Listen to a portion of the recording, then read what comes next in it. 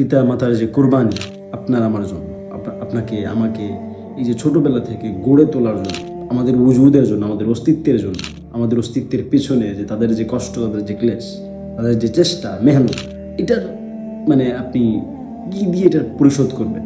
এই যে একটা ঋণ আপনার উপরে, আপনার মাথার উপর একটা ঋণ, এটা আপনি কীভাবে পরিশোধ করবেন? সম্ভব কোনোভাবে পরিশোধ করা?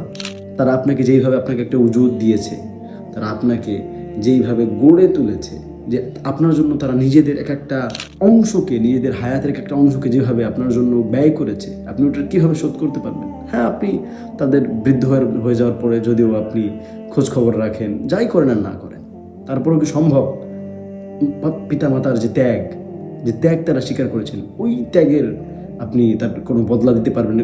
কোনোভাবে সম্ভব? কোনো সিস্টেমে কি সম্ভব? সম্ভব না।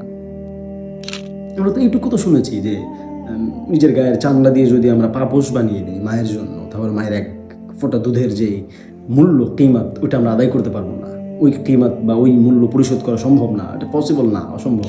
আল্লাহ তাআলা তো এখানে বলতেছেন, কুর রব্বির হামহুমা কামা রব্বায়ানি সগীরা।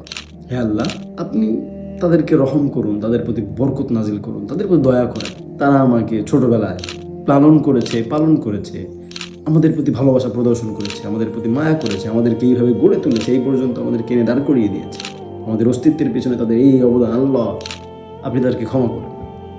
ইরহামহুমা কামা রব্বায়ানি সগীরা।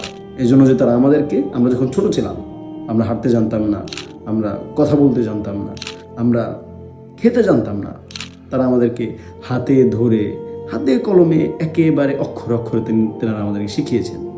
আল্লাহ তাআলার কাছে দোয়া, আর এই দোয়ার যে সিলসিলা, রব্বির হামহুমা কামা রব্বায়ানি সগীরা, আল্লাহ তাদের উপর রহম করুন, তারা যে আমাদের উপর রহম করেছে, ছোটবেলায় আমাদের লালন পালন করেছে, আমাদের উপর দয়া করেছে, আপনি তার উপর রহম করুন, আপনি তাদের উপর রহম করুন।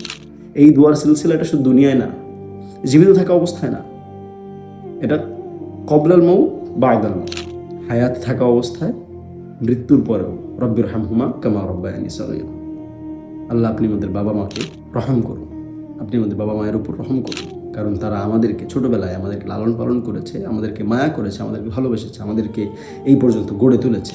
আসলে এগুলো ছাড়া বাবা মায়ের ঋণ, তাদের যে কষ্ট ক্লেশ, তাদের এই ঋণ শোধ করা অসম্ভব।